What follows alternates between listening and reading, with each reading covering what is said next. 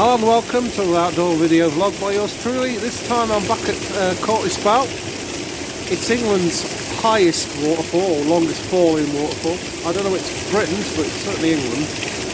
And as you can probably see on the camera, it's snowing. So yeah, an interesting camp last night. Very, very cold, sub-zero, and then it clouded over, and then the sort of middle of the night it started snowing. It's been a bit of everything. It's wonderful. I'm right by this waterfall here, which is frozen solid at the bottom.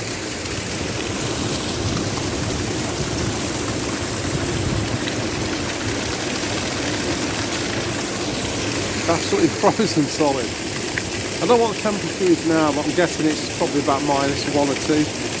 Anywho, I'd like to talk to you about Geddy Lee's autobiography. I got it for Christmas off Alan. My Effing Life, is it? Yeah, I think that's what it is. Not My Effing Book. My Effing Life, Geddy Lee. Absolute brilliant book that is. I highly recommend it to anybody who likes reading rock autobiographies. It's refreshing because it's in his own kind of words and that. I mean, it's obviously his own vernacular, and you know, you can tell he's proofread it and everything there. You know, it's in it that he wanted to have in it, and I love it. It's chronological, but it does dip back into the past. I mean, it covers the subject of his parents' survival of the Holocaust, which is, not to put too fine a point on it, it's a harrowing read, but it is necessary for the book and that. And I think top props for Geddy Lee for putting those sections into the book. But yeah, you just go through the years with it. I'm not going to do any real spoilers here, only to say that the one thing that surprised me more than anything about the book is that how long it took them, a solid hard touring and that, and even having some well-known albums out in their earlier career, how long it took them to actually start making any money out of it. I mean, they were still roughing it, really, right up till 2112, they're still roughing it. So I highly recommend that. It's a great book. Yeah, I haven't finished it yet, but I've done the major part of it, and I highly recommend it. So next, I actually got invited to join a band. So at the moment, we're just kind of feeling each other out with the situation. See how it goes, but it's looking promising at the moment. They've got a female singer, and it's kind of like there's some funk in it, pop rock, a bit of prog, you know, a bit of AOR, and to that end, I've had to create a new pedalboard.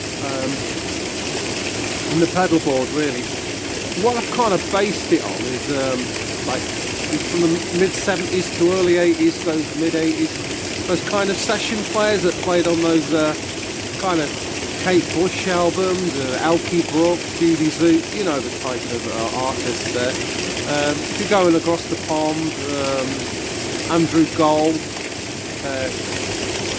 who's the other fella did sailing, you know, Chris Thingy. The guy did sailing, yeah, he'll come to me. That kind of thing, really. I need to cover all that sort of ground there.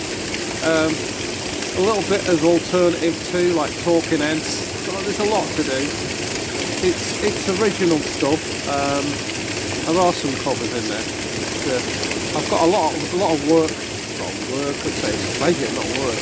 A lot of ground to cover with that pedalboard.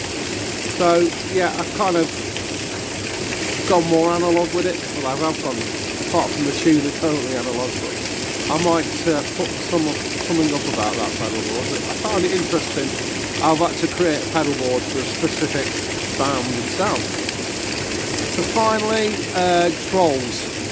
I don't get many trolls. I must be one of the smallest guitar channels on YouTube that regularly posts stuff. Whatever reason that is, the algorithm don't like me, people call it like an armed robber or something.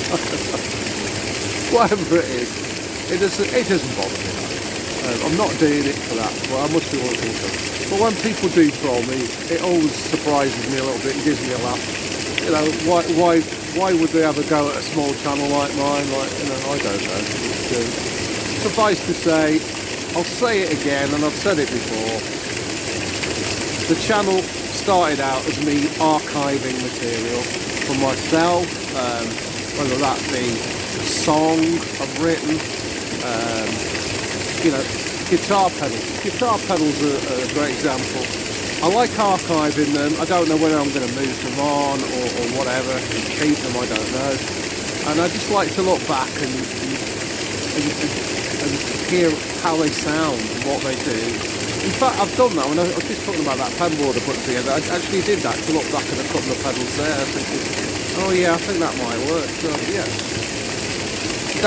Then the issue after that is if people watch them and they get something out of them, and it can maybe help them save some money or decide they want to buy something, that's a bonus to me. That's great. I'm not trying to be the next Rick Beato or Anderson or anything like that. I know that won't happen, and there's a bottom of stuff. I'm archiving a lot of stuff. The cover songs, they're requests from people, friends of mine. They ask me to cover things. It's just something that started. The only real indulgence really for me is those lost songs of the 70's, but I've only done half a dozen of them anyway, so and they're just you know, I think the thing with those for me is if it gets people looking back at these bands and checking them out, then again it's the greatest thing, keeping kind of that music alive. So really there's nothing more to it than that. Trolling, it doesn't really bother me, but I find it a little bit frustrating, you know, they're picking on a little channel like mine, but that's not really bothersome. I just wanted to address what the channel's about. So it just remains for me to say from a very snowy Cumbria, we are in Cumbria here, we're on the Cumbria-North Yorkshire border basically, we're a very snowy Cumbria. Stay well, keep well, and I'll see you all later guys, bye!